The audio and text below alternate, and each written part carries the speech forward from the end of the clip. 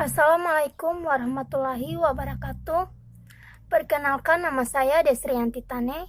Saya dari jurusan Biologi, Prodi Pendidikan Biologi kelas B, Universitas Negeri Gorontalo. Baiklah, di sini saya akan mempresentasikan materi sistem reproduksi pada manusia. Yang pertama yaitu sistem reproduksi manusia. Sistem reproduksi pada manusia termasuk ke dalam kategori reproduksi seksual. Artinya, reproduksi terjadi melalui proses bertemunya gamet jantan atau sperma dengan gamet betina atau ovum, membentuk individu baru yang disebut dengan fertilisasi. Hasil dari fertilisasi atau pembuahan adalah terbentuknya zigot. Zigot kemudian mengalami perkembangan embrio hingga dilahirkan menjadi anak. Sebagian mamalia termasuk manusia bereproduksi secara seksual. Laki-laki akan menghasilkan sperma, sementara perempuan akan menghasilkan ovum. Selanjutnya, anatomi reproduksi pria. Secara anatomi, organ reproduksi laki-laki terdiri dari organ reproduksi eksternal, yaitu skrotum dan penis, dan organ reproduksi internal yaitu testis, atau menghasilkan sperma dan hormon. Kelenjar aksesoris mensekresikan produk ensial bagi pergerakan sperma, dan sekumpulan duktus yang membawa sperma dan kelenjar. Di sini ada gambar alat reproduksi pria. Yang pertama, skrotum. Skrotum merupakan pembungkus testis di mana penurunan testis ke dalam skrotum atau descensus testicolorum terjadi semenjak di dalam kandungan. Suhu testis lebih rendah 2 oC dari suhu tubuh. Ada beberapa mekanisme untuk mempertahankan suhu testis. Yang pertama yaitu terdapatnya kelenjar keringat. Yang kedua, terdapatnya plexus pampiniform berupa anyaman-anyaman pena dari testis. Yang ketiga, terdapatnya otot dartos berupa otot-otot halus. Yang keempat, bagian luar. Selanjutnya, dinding skrotum. Skrotum terdiri dari beberapa lapisan, yaitu bagian luar yaitu berupa kulit tipis relatif tanpa bulu, mengandung kelenjar keringat. Tunika dartos, bagian yang melekat pada kulit yaitu berupa otot-otot halus. Lapisan jaringan keringat, membran serous, merupakan dasar dari dinding skrotum. Yang kedua yaitu testis. Testis merupakan saluran-saluran yang melilit-lilit yang dikelilingi oleh jaringan ikat yang disebut tubulus seminiferus atau tempat terbentuknya sperma. Di tubulus seminiferus juga terdapat sel-sel Leydig yang tersebar, di mana sel ini akan menghasilkan testosteron dan androgen yang merupakan hormon seks pria. Yang ketiga yaitu epididymis. Epididymis ini menempel pada testis. Saluran epididymis merupakan ductus efferens bersatu yang berkelok-kelok. Sperma membutuhkan waktu 20 hari di epididymis yang panjangnya hampir mencapai 6 meter. Selama perjalanan sperma di epididymis, sperma menjadi motil dan mendapatkan kemampuan untuk membuahi. Lapisan otot saluran ini makin tebal ke arah ekor. Ini sesuai dengan fungsi epididymis untuk mendorong sperma menuju ke vas deferens. Yang keempat yaitu vas deferens. Vas deferens merupakan saluran berotot yang keluar dari ekor epididymis menuju ke uretra. Tetapi sebelum sampai di uretra, terjadi pelebaran saluran yang disebut ampula. Di akhir saluran ampula akan bersatu dengan saluran vesica seminalis, membentuk saluran kecil yang disebut ductus. Ejakulasi, ductus ini masuk ke dalam prostate dan bermuara Pada uretra, saluran uretra di samping merupakan saluran ekskresi juga sebagai saluran reproduksi. Yang kelima yaitu kelenjar aksesoris. Kelenjar vesicula seminalis. Kelenjar ini menyumbang 60% total volume semen. Cairan dari vesika seminalis mempunyai sifat kental kekuning-kuningan dan alkalis atau basa. Cairan ini mengandung mucus, gula fruktosa, atau sumber energi bagi sperma. Enzim pengkoagulasi, asam askorbat, dan prostaglan. Selanjutnya, kelenjar prostat.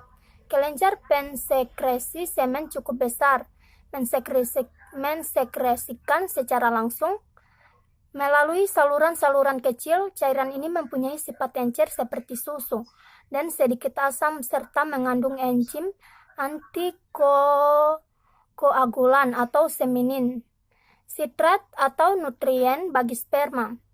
Kelenjar ini merupakan permasalahan bagi laki-laki yang berumur di atas 40 tahun ke atas, karena pada umurnya terjadi pembesaran kelenjar prostat atau non-kanker. Biasanya diatasi dengan pembedahan atau dengan obat-obatan mengandung gonadotropin yang dapat menghentikan aktivitas dan ukuran kelenjar prostat. Selanjutnya kelenjar bulbouretralis atau Cowper. Secara langsung tidak terlibat dalam sekresi semen, merupakan sepasang kelenjar kecil, mensekresikan mukus bening sebelum ejakulasi, gunanya untuk menetralkan setiap urin asam yang masih tersisa dalam uretra. Juga mengandung enzim spermin atau bau khas. Kadang-kadang cairan ini juga membawa sebagian sperma dan dibebaskan sebelum terjadinya ejakulasi. Ini merupakan alasan tingginya kegagalan kontrol kelahiran menggunakan metode menarik penis sebelum terjadinya ejakulasi atau KB angkat. Selanjutnya nomor 6 yaitu penis. Penis manusia terdiri dari 3 silinder jaringan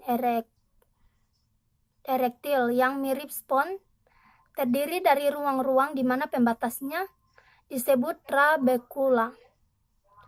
Jaringan erektil ini berasal dari pena dan kapiler yang dimodifikasi.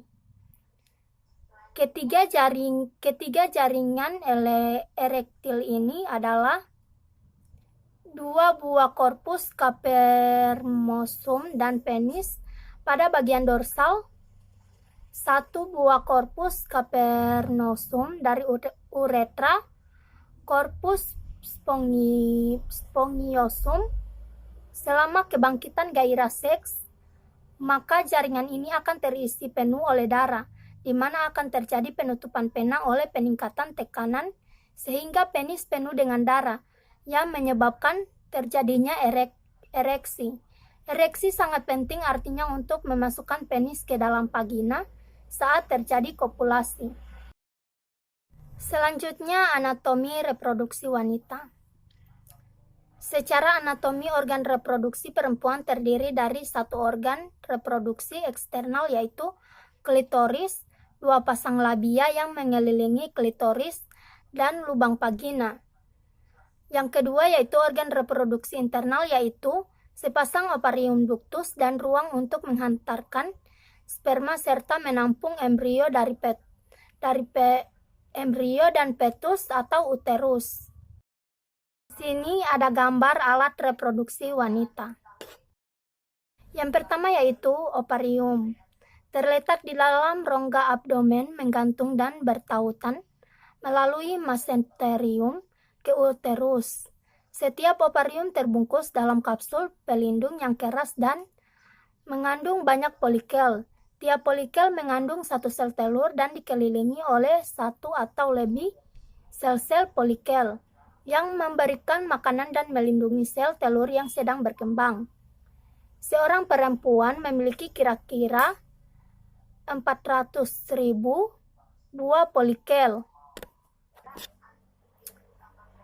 yang dibawanya sejak lahir dari polikel ini sudah terbentuk sebelum kelahirannya. Dari jumlah polikel tersebut, hanya beberapa ratus ribu saja yang dapat membebaskan sel telur selama tahun-tahun reproduksi seorang perempuan, mulai dari pubertas sampai tercapainya masa menopause. Umumnya sebuah polikel matang dan membebaskan sel telurnya setiap satu siklus menstruasi. Sel-sel polikel juga menghasilkan hormon seks utama yaitu estrogen. Ovulasi terjadi apabila sel telur yang matang didorong keluar dari polikel. Sedangkan sisa jaringan polikel akan berkembang di dalam ovarium membentuk massa yang padat yang disebut corpus luteum. Corpus luteum mensekresikan tambahan estrogen dan progesteron, yaitu hormon yang mempertahankan dinding uterus selama kehamilan. Apabila sel telur tidak dibuahi, corpus luteum akan lisis dan sebuah polikel baru akan mengalami pematangan selama siklus berikutnya. Selanjutnya yaitu spermatogenesis. Suatu rangkaian perkembangan sel spermatogonia dari epitel tubulus seminiferus yang mengadakan proliferasi dan selanjutnya berubah menjadi spermatozoa. Spermatogenesis terdiri dari 3 fase. Yang pertama yaitu fase spermatositogenesis. Spermatogonium membela menghasilkan generasi sel baru yang nantinya akan menghasilkan spermatosit atau pembelahan secara mitosis. Yang kedua yaitu fase meiosis.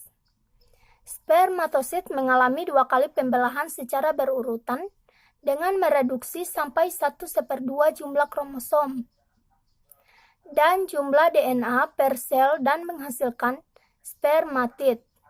Yang ketiga yaitu fase spermiogenesis. Spermatid mengalami proses sitodiferensiasi sehingga menghasilkan spermatozoa.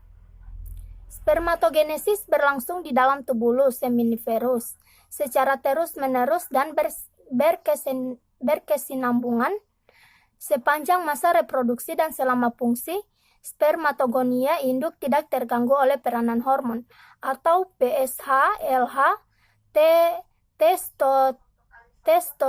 testosteron. Di sini ada gambar spermatogenesis. Selanjutnya ada spermatositogenesis. Peristiwa ini dimulai dari sel benih primitif, yaitu spermatogonium A1 atau stem cell atau sel induk.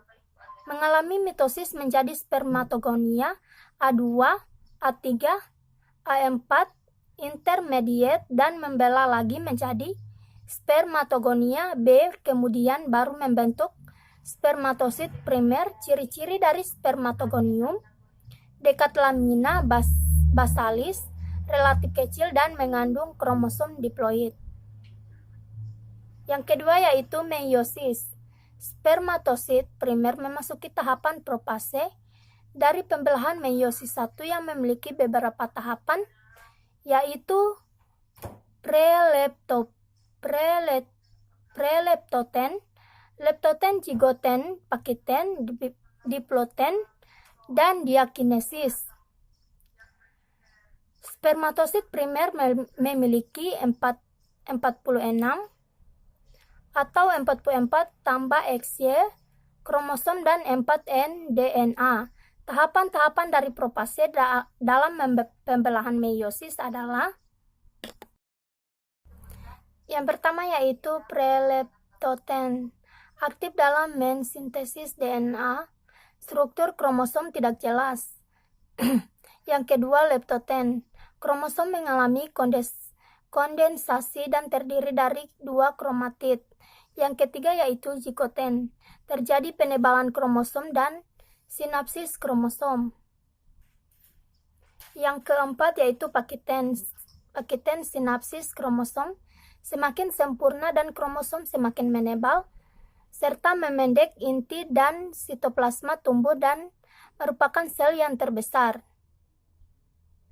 Yang kelima, diploiden, pasangan kromosom terpisah tetapi masih tetap bergabung pada bagian kiasma. Yang keenam, diakinesis. Kromosom semakin memendek dan dua kromatid yang menyusun tiap kromosom dapat terlihat metafase. Kromosom dibanding ekuator, anafase, masing-masing kromosom di kutub yang berlawanan telefase, dua anak inti baru dan terbentuklah sel baru yang disebut spermatosit sekunder. Spermatosit sekunder yaitu selnya lebih kecil mempunyai 23 kromosom. Sulit diamati karena berumur pendek dengan cepat memasuki meiosis 2. Pembelahan spermatosit sekunder ini menghasilkan spermatid. Selanjutnya, spermiogenesis. Spermatid atau mengandung 23 kromosom berbatasan dengan lumen, ukurannya kecil, inti dengan kromatid padat. Spermatid mengalami perkembangan melalui proses spermiogenesis yang terdiri atas 3 fase. Yang pertama, fase Golgi. Sitoplasma spermatid mengandung kompleks Golgi yang menjolok dekat inti. Juga terdapat mitokondria sepasang sentriol, ribosom bebas dan tubulus retikulum endoplasma licin. Granula atau butiran proakrosom kecil berkumpul dalam kompleks Golgi dan kemudian menyatu membentuk satu granula akrosom yang terdapat di dalam vesikel akrosom terbatas membran. Granula ini melekat ke salah satu sisi inti yang bakal jadi bagian depan spermatozoa. Granula akrosom bertambah besar pipi dan menuju bagian depan inti, membentuk semacam tutup atau cup spermatozoa. Selanjutnya yaitu oogenesis. Oogenesis adalah perkembangan sel telur dewasa yang belum dibuahi, yang dimulai dengan mitosis sel germinal primordial dalam embrio, menghasilkan oogonia diploid. Masing-masing oogonium berkembang menjadi oosit primer yang juga diploid. Mulai pada saat pubertas, sebuah oosit primer umumnya menyelesaikan meiosis pertama setiap bulan. Pembelahan meiosis melibatkan sitokinesis yang tidak sama atau unequal cytokinesis. Pembelahan meiosis 1 menghasilkan sebuah sel besar yaitu oosit sekunder dan sebuah badan polar yang lebih kecil. Pembelahan meiosis 2 yang menghasilkan ovum dan badan polar kecil lainnya hanya terjadi jika sel sperma menembus oosit sekunder. Selanjutnya, fisiologi hormon seks wanita. Hormon seks wanita adalah estrogen dan progesteron. Estrogen terutama meningkatkan proliferasi dan pertumbuhan dari sel-sel yang khusus di dalam tubuh dan berperan dalam perkembangan karakteristik kelamin sekunder wanita, sedangkan progesteron berkaitan hampir seluruhnya dengan persiapan akhir dari uterus untuk menerima kehamilan dan persiapan payudara untuk menyusui. Selanjutnya, fisiologi hormon seks pria. Kelenjar pituitari mensekresikan 2 hormon gonadotropin yang dengan pengaruh yang berbeda-beda pada testis. LH merangsang produksi androgen oleh sel-sel Leydig, sedangkan FSH mempengaruhi tubulus seminiferus. Untuk meningkatkan spermatogenesis, LH dan FSH diatur secara bergantian oleh hormon hipotalamus atau GnRH. Konsentrasi LH, FSH, dan GnRH dalam darah diatur melalui umpan balik negatif oleh androgen, sedangkan GnRH dikontrol melalui umpan balik negatif dari LH dan FSH. Baiklah, hanya itu materi yang dapat saya sampaikan. Lebih dan kurangnya saya mohon maaf. Wabillahi taufiq walhidayah. Wassalamualaikum warahmatullahi wabarakatuh. Terima kasih.